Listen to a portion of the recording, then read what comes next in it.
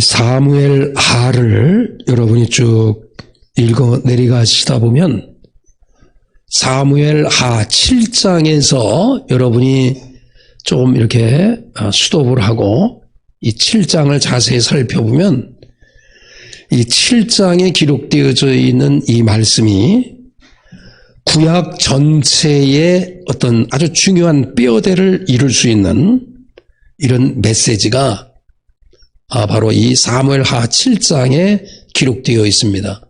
그렇다고 하면 이 사무엘 하 7장에 기록되어져 있는 이 말씀은 어떤 메시지일까? 이 사무엘 7장에서 보면 다윗이 왕이 되기 전부터 그렇고 또 지금 왕이 된 이후에도 마찬가지지만 그에게 있어서 항상 마음에 하나님의 말씀에 대한 이 갈급함이 있었습니다. 그리고 왕이 되고 난 이후에 하나님의 말씀을 대표할 수 있는 상징적인 하나님의 언약궤를 좀 이렇게 안치할 수 있는 성전을 짓고 싶은 마음이 있었습니다. 그가 성전을 짓고 싶은 이유는 하나님의 말씀을 좀 이 백성들을 향해서 가르치고 싶고 하나님의 말씀을 그대로 내가 따르고 싶은 그런 마음으로 항상 말씀에 도취됐던 사람이에요. 그런데 이 다윗이 그런 마음을 하나님께 드리면서 제가 성전을 지어서 성전 안에 하나님의 언약궤를 좀 이렇게 놓고 싶습니다. 그러니까 하나님께서는 허락하시진 않았지만 오히려 그의 마음의 중심을 보시고 성전의 주인이 되어주신 메시아, 그 메시아가 너의 혈통을 통해서 앞으로 이어나갈 것이다. 단순히 이 다윗 같은 경우는 말씀을 사모했고 그 말씀을 좀 이렇게 보관하고 싶은 마음에 성전을 좀 이렇게 짓고 싶었는데 그 마음을 읽고서 하나님께서 그거보다 더 큰 은혜를 주신 것이 너를 통해서 너의 집을 통해서 너의 왕권을 통해서 너의 혈통을 통해서 메시아가 이 땅에 전달될 것이고 그 메시아가 이루고 나가고 있는 그 나라가 영원히 존속되리라. 다시 말하면 사람이 세운 왕권 사울도 무너지지 않았느냐? 너도 마찬가지. 너 다음 때도 사람이 세운 그 나라는 무너지게 돼 있지만은 메시아가 세운 나라는 영원한 나라가 되는 것이다.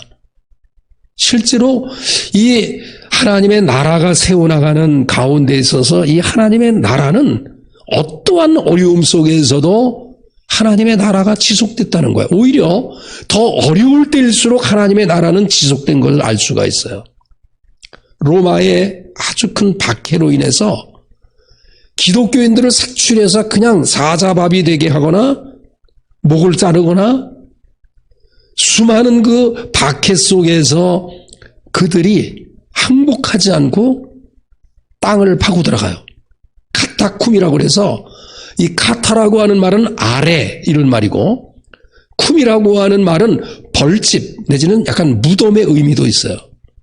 그러니까 지하로 이렇게 세계를 지하에 굴을 파가지고 그 안에서 250년에 가까운 기간 동안 기독교인들이 로마에 항복하지 않고 그곳에서 햇볕 한번 보지 못한 채 그들이 믿음을 지킨 그 믿음을 지금 우리가 사수하고 있는 거야.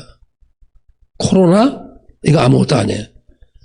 죽음 앞에서도 그들은 250년이라고 하는 세월을 살펴보면요. 이게 수많은 세대가 지난 거예요. 저희도 선산에 가보면 1890년대 이렇게 살았던 우리의 그 조상이 그 안에 비석이 딱 연도 몇 월 며칠 출생하고 몇 월 며칠 돌아가셨다고 하는 거지. 이 비문에 딱 새겨져 있어요. 근데 그분이 우리의 증조, 고조 이런 할아버지 할머니예요. 그런데 그것이 100년 정도의 어떤 역사 이전에 그런 일이 일어난 거예요. 그러면 250년이라고 하는 것은 그러니까 쉽게 말하면 10대 정도의 세대가 지나가면서 믿음을 사수했다고 하는 것은 기적이 아닐 수가 없는 거야. 내가 가지고 있는 믿음을 다음 세대에 전달한다? 이것도 쉽지 않은데 10대에 걸쳐서 믿음을 박해 속에서 지켰다고 하는 것은 이 기독교의 정말 놀라운 생명력을 가지고 있다고 하는 사실을 우리가 알 수가 있습니다. 그런데 다윗의 언약을 통해서 이미 우리에게 말씀해 주신 바예요. 세상의 왕국은 다 무너져도 하나님의 나라는 이렇게 영원하리라.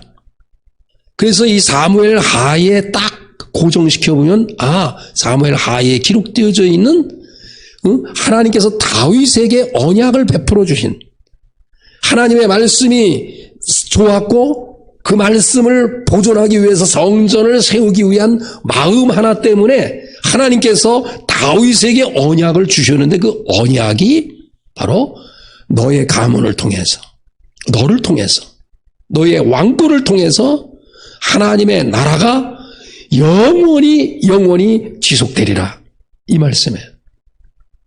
사무엘 하를 쭉 읽다 보면 1장부터 6장까지의 내용은 이 다윗이 왕으로 이렇게 등극되는 과정을 쭉 설명하고 7장은 핵심과 같은 하나님께서 왕이 됐음에도 불구하고 자기를 의지하지 않고 만왕의 왕 되신 하나님을 의지하는 그를 보고 다윗에게 언약을 베풀어 주신 메시지가 나오고 그리고 8장부터 24장까지 보면 다윗이 큰 실수를 하게 돼요. 자기에게 있어서 충신인 우리아의 아내와 간음하고 또 우리아를 전쟁터에 나가게 해서 죽게 한 살인 교사 죄로 말미암아 그 죄를 짓고 난 이후에 계속해서 다윗에게 어려움이 재화가 반복되는 것을 볼 수가 있어요. 그때부터 재화가 끊이지 않는데 간음에서 낳은 여인의 아들이 죽게 되고 또 다윗의 아들 암논이 이복 누이를 강간하고 이 가족 내에서 이런 재화가 계속 일어나는 거예요. 누이의 오빠인 압살롬은 암논을 보복하고 결국 살해하게 되는 일이 반복되고 또 압살롬은 아버지 다윗에게 모반해서 왕국을 빼앗으려고 하고 압살롬은 백주의 대낮에 다윗의 그 왕궁에 있었던 후궁들 종침하면서 결국 본인도 죽임을 당하는 비극이 연달아 이렇게 소개되는 것이 이 사무엘 하에 기록되어져 있는 내용입니다. 그런데 이 처음에 1장부터 6장에 기록되어져 있는 말씀에서 보면 다윗이 등장하면서 철저하게 그 내용을 살펴보면 이 사울에 대해서 이 다윗이 마음을 가져요. 그래서 여러분이 사무엘 하를 열어보면 1장에서 보면 다윗이 죽은 사건, 그의 아들들이 그 전쟁터에 의해서 사울과 그의 아들이 죽은 것에 대해서 아주 애도하는 애도의 노래, 그 애가가 기록되어 있는 것을 알 수 있어요. 이 사울은 다윗을 죽이려고 했던 인물이에요. 그런데 다윗이 정작 사울이 죽었을 때 고소하다 하지 않고 정말 가슴 아파요. 근데 그 이유가 뭐냐면 하나님께로부터 기름 부음 받은 자가 그렇게 말로의 삶을 살아가는 그 모습을 바라보면서 애도하는 모습을 볼 수 있어요. 이 이야기는 기름 부음 받은 자가 말로가 처참하게 되었다고 하는 것은 즉 우리들에게도 적용되는 거예요. 하나님께로부터 성도로 기름 부음 받고 택함 받은 우리들이 사울과 같이 말로가 그렇게 되어진다고 하면 하나님의 심정을 다윗을 통해서 그대로 고백되어진 거거든요. 안타까운 거예요. 그래서 저는 이제 목회를 쭉 하면서 만약에 우리 교회에 새 신자가 오면 이제는 꼭 부탁하고 싶은 것 가운데 하나가 바로 이 말이에요. 또 여러분에게도 부탁하고 싶은 말이 이 말씀이에요. 예수님을 믿다가 중간에서 절대로 포기하지 마라. 예수님을 믿다가 절대로 예수님을 등지지 마라. 어떤 분이 한 얘기가 예수님을 믿는 것은 쉽게 얘기하면 믿져야 번전이라고 해요. 믿져야 번전. 이 믿져야 번전이라고 하는 것은 손에 볼 것이 전혀 없다는 얘기예요. 그러니 내가 믿어지지 않아도 예수 안은 등져서는 절대로 되지 않는 거예요.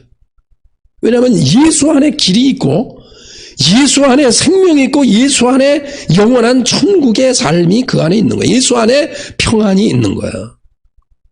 예수를 통해서 하나님을 볼 수 있는 거예요. 예수를 통해서 삶의 모습을 우리가 어떻게 살아갈 것인가를 알 수 있는 거예요. 그래서 사울이 이렇게 믿음을 가지고 나중에 하나님과 등을 지고 나간 그 모습 속에서 처참하게 그 블레셋과의 전투에서 그 죽어가는 그 모습을 바라보면서 애도하는 그 다윗의 모습이 1장과 6장에서 쭉 소개하면서 그 다윗을 하나님께서 세웠다. 사울도 하나님이 세웠지만은 끝이 좋지 않았지만 하나님이 다윗을 세워서 쭉 정권을 가정을 이끌어 나가다가 중간에 한번 고비를 만나요. 그 쇠퇴기에 8장부터 24장에 기록되어 있는 것처럼 한번 쇠퇴기 믿음의 수렁에 깊게 빠져요. 근데 빠지고 난 이후에 사울과 같이 끝이 나쁜 것이 아니라 그 빠진 수렁에서 일어나고 애쓰려고 얼마나 부단히 애를 쓰는지 모릅니다. 그래서 그때의 그 일로 인해서 우리아의 아내 밧세바를 범하고 우리아를 죽인 간접적으로 그 죄로 인해서 수많은 고통을 지금 당했잖아요. 가정에 우환이 계속 반복돼요. 그러면서 나중에 그가 철저하게 주님께 돌아와요. 근데 그게 돌아오는 것이 회개하고 돌아왔습니다가 아니라 얼마나 제자리로 돌아오기까지의 그 아픔이 얼마나 컸는가를 알 수 있어요. 날마다 침상에서 그 죄악, 그때 그 순간을 잊지 못해서 죄를 진 것을 회개하는 그 침상의 눈물을 볼 수 있어요. 그래서 이러한 모든 이야기가 시편에 보면 32편하고 51편 그 이외에도 그 죄를 짓고 난 이후에 회개하면서 그가 고백한 유일한 말이 하나가 있어요. 32편에 보면 여호와를 신뢰하는 자에게는 인자하심이 두루리로다. 자기가 경험해 보니까 여호와를 신뢰할 때 여호와께서 그 인자하심으로 우리를 이렇게 둘러싸고 있다는 거예요. 막상 여호와께로부터 등을 지고 죄를 짓고 난 이후에 그 삶의 어떤 과정과 그 고통을 살펴보니까 여호와 품에 있었을 때 그때의 그 행복이 말로 표현할 수 없다는 거야. 저와 여러분이 이 땅에 살아가면서 내가 예수 그리스도를 믿잖아요. 교회를 다니잖아요. 그 순간에는 잘 몰라요. 그러나 모든 것을 잃어버리고 난 이후에 보면 내가 예수 그리스도를 믿는다고 하는 이것이 얼마나 큰 기쁨인가를 알 수가 있어요. 그래서 이 사무엘 하에 있는 이야기를 보면 왕으로 등용되고 난 이후에 피크치를 이렇게 딱 쳐요. 그래서 믿음이 강건해서 나라가 부강하고 그러다가 쇠퇴기로 영적인 쇠퇴기로 쫙 빠졌다가 다시금 발을 딛고서 일어나는 그 모습 속에서 우리들에게 희망이 있는 것을 알 수가 있습니다. 저는 이 사무엘상하고 하에 대한 이야기를 쭉 이렇게 준비하고 또 읽으면서 이 다윗의 공통점을 이렇게 발견하게 됩니다. 이 다윗의 공통점 가운데 하나는 그가 어디서든지 무엇을 하든지 그가 항상 여호와께 여쭤보았다는 거예요. 그래서 여호와께 물었다 이렇게도 표현되어 있고 여호와께 여쭤봤다 이렇게도 표현되어 있어요. 오늘 본문에 있는 말씀에서는 여러분이 세 구절을 읽었잖아요. 여호와께 여쭤봤다 이렇게 나와 있지만은 사무엘상에서 보면 여호와께 물었다 이렇게 나와 있어요. 항상 이 다윗이 자기가 왕이 되고 난 이후에도 여호와께 여쭙고 또 이전에도 되어나가는 과정의 그 고난과 어려움 속에서도 여호와께 여쭤본 것을 알 수 있어요. 여러분, 물어본다고 하는 것, 여쭤본다고 하는 것, 뭔가 이렇게 물어본다고 하는 것은 나보다 상대방이 더 전문가이거나 그 사람이 잘 알고 있을 때 묻는 거 아니겠어요? 내가 해결할 수 없으면 알고 있는 사람에게 물어야 당연한 거 아니겠습니까? 그러니까 묻는다고 하는 것은 전적으로 내 자신보다 내가 묻고 있는 상대방이 훨씬 더 낫다라고 하는 것을 인정하지 않으면 절대로 물을 수가 없다는 거야. 그런데 이 다윗을 보면은 항상 물어요. 이렇게 하나님께 물어요. 이 이야기는 나의 경험보다, 나의 지혜와 나의 지식보다 지혜의 근본이 되신 하나님께 묻습니다. 그러면서 내가 가지고 있는 문제를 알고 있음에도 불구하고 내가 그 일을 처리하지 않고 주님께 다시 묻는 거예요. 토스하는 거예요. 패스하는 거예요. 내가 이 문제를 정확히 알아요. 그래도 확인하는 거예요. 하나님께. 꼭 여쭤봐요. 이렇게. 그래서 오늘 본문에 있는 말씀에서도 보면 다윗이 이제 사울이 죽고 난 이후에 본격적으로 이제 왕으로서 일을 하려고 하다 보니까 지금 머물고 있는 자리는 블레셋이라고 하는 그 나라의 그 지역에 머물고 있었던 거예요. 근데 사울이 죽음으로 말미암아 이제 본격적으로 왕의 신분으로 이제 사울의 뒤를 이어서 왕의 정치를 하려고 하면 블레셋에 있으면 안 되잖아요. 그래서 이스라엘로 가야 되는데 다윗이 묻고 있는 거예요. 오늘 읽으신 2장에 보면 그 후에라고 하는 말은 1절 그 후에 이 말은 사울이 죽고 난 이후에 그 후에 얼마 정도의 기간을 통해서 블레셋에 있었던 거예요. 근데 그 후에 다윗이 여호와께 여쭙습니다. 뭐라고 여쭙냐면 제가 유다의 한 성읍으로 지금 올라갈까요?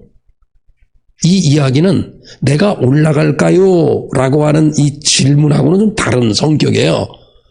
제가 올라갈까요? 라고 하는 것과 어느 한 지명을 딱 정하잖아요. 유다 땅의 한 성읍으로 제가 올라갈까요?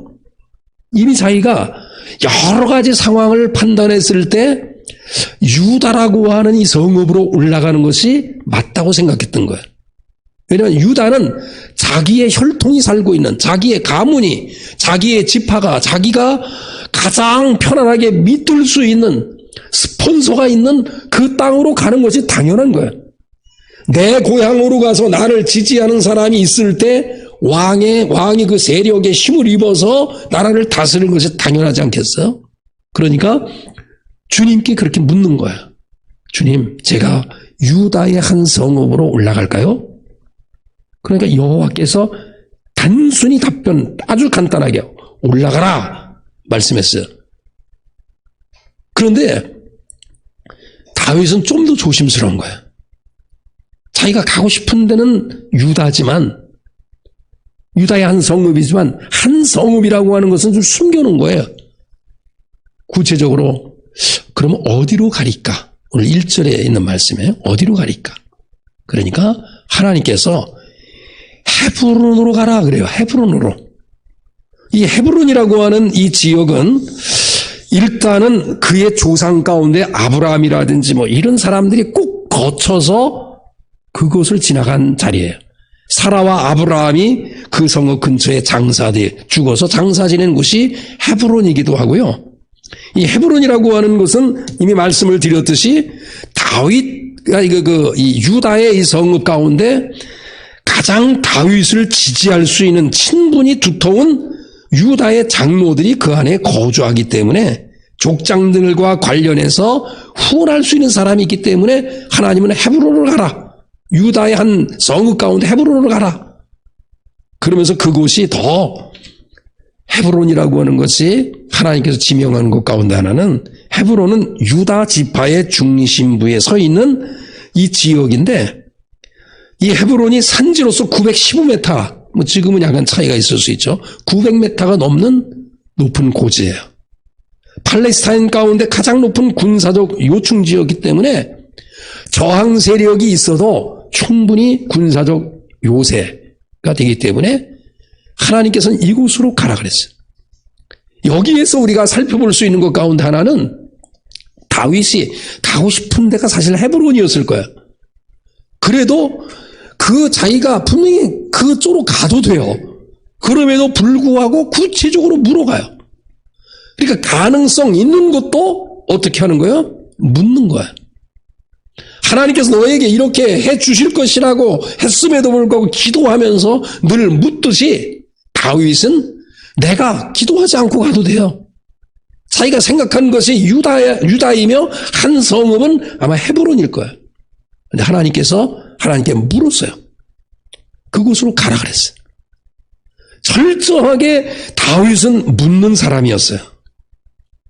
여러분이 5장 19절과 23절에 보면 이제 왕이 되고 난 이후에 블레셋과의 이 싸움이 이제 일어나는데 다윗이 왕이 되기 전에 블레셋과의 싸움에서 승리할 때도 물었어요. 그건 사무엘상에 나와요. 그래서 기적같이 승리하게 되죠. 근데 왕이 되고 난 이후에도 또 블레셋. 이 블레셋은 늘 다윗과의 이 관계에 있어서 늘 적수로 함께 등장하는 아주 강한 민족이었어요. 근데 그 민족과 왕이 되고 난 이후에 싸우는데 전면전 싸움이 막 일어나게 됐어요. 근데 그 다윗과 더불어 그 진영에 뺑 둘러싸고 있는 이 블레셋을 향해서 올라갈까요? 그랬어요. 그런데 그 당시에 올라갈 수 있는 상황이 아니에요. 근데도 불구하고 하나님께서 올라가라, 올라가서 전면전으로 너희가 싸워라.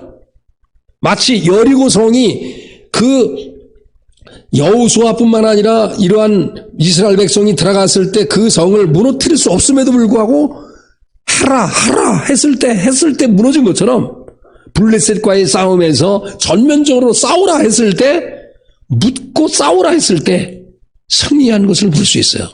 그런데 뒤에 보면 23절 그러니까 19절은 전면전에 싸워나갈 때에 물었던 이유, 올라가라 이런 얘기고 물었을 때 23절은 그 블레셋이 대패해요. 완전히 패하고 난 이후에 다시 군사력을 증진시키고 다시 정비하고 난 다음에 곧이어서 또 이 이스라엘 백성들을 쳐부수려고 이렇게 전쟁을 또 이렇게 벌이려고 하는 가운데 다윗이 또 묻습니다. 어떻게 할까요? 그랬더니 이번에는 전면전으로 하지 마라. 숨어 있으라.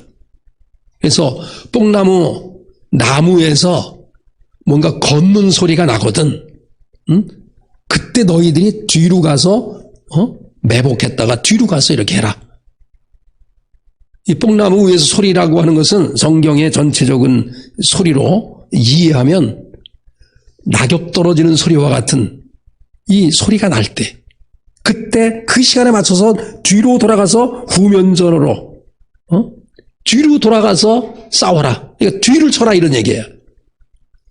여러분, 이 다윗이 하나님께 물었을 때 하나님께서 뽕나무 위에서 발자국 소리가 나거든. 쉽게 나뭇잎이 떨어질 때 그 소리를 듣고서, 그러니까 귀 기울였다가 뭔가 나무 소리, 나무 이파리가 떨어지는 그 소리, 성경에서는 표현하기를 걸어가는 어떤 소리가 나거든 이라고 하는 그 소리가 날 때 그 시간에 맞춰서 뒤로 가라. 어떤 일이 벌어지는지 모르겠어요. 그러나 분명히 전면전에서도 승리했지만 뒤에서 매복해서 뒤로 들어가서 쳤을 때도 승리한 것을 볼 수 있어요. 하나는 올라가라, 하나 올라가지 마라. 다윗은 늘 뭐냐면 자기가 어떤 상황에서 내가 할 수 있는 조건 속에서 늘 확인하고 점검하고 하면서 하나님께 토스한 거예요. 우리에게 있어서 내가 가지고 있는 이 문제, 내가 가지고 있는 어떤 이 상황이 내가 할 수 있어요. 내가 단독 드리블 할 수 있어요. 근데 더 좋은 사람에게 패스하면 결국 더 좋은 환경으로 꼬링이 되듯이 다윗이 생각할 때 유다의 한 성읍으로 들어가는 거 맞아요. 헤브론으로 들어가는 거 맞아요. 자기가 단독 드리블해서 갈 수 있어요. 근데도 불구하고 더 좋은 환경으로 이 문제를 토스한 거예요. 하나님께 딱 토스한 거예요. 그러니까 하나님은 더 정확히 아시잖아요. 지혜와 명철의 근본이 되시는 하나님은 다윗이 아무리 지혜가 있다 할지라도 근본이 되시는 하나님은 방법을 다 알고 계시거든요. 가르쳐줘서 결국은 승리하게 된 것을 알 수가 있습니다. 저와 여러분에게 있어서 저도 마찬가지지만 또 여러분도 마찬가지지만 여러분이 하고 있는 일에 있어서 내가 할 수 있어도 일단 하나님께 토스해요. 하나님께 패스. 하나님, 제가 이렇게 하는 건 맞아요. 근데 하나님이 어떻게 할까요? 말씀으로 응답받고 기도로 확인하고 믿음의 어떤 확신 속에서 뭔가 하나님께 토스했을 때 하나님이 그걸 바라보시고 얘가 자기를 의지하지 않는구나. 그래서 이 모양 저 모양으로 그 방법을 제시해 준다는 거예요. 특별히 다윗에게 있어서는 늘 가까이에 있는 선지자 나단 또 가까이에서 하나님께 늘 여쭤봤어요. 선지자에게 하나님께 늘 여쭙고 묻는 다윗에게 있어서 이렇게 형통함에 복이 있었던 것을 알 수가 있어요. 저와 여러분이 코로나19를 통해서 여러분이 하고 있는 일도 그렇고 또 여러분이 가지고 있는 꿈을 이루어 나갈 때 항상 여호와 하나님께 묻는 거예요. 묻지 않아도 되지만 꼭 물어서 하나님 어떻게 할까요? 이렇게 할까요? 때를 기다려요. 이 모양 저 모양으로 하나님께서 응답 주시면 그 응답을 가지고 나가게 될 때 다윗이 백전백승했듯이 여러분도 그렇게 될 줄로 믿고 어느 상황 속에서도 여호와 하나님을 의지하는 저와 여러분이 될 수 있기를 간절히 축원합니다.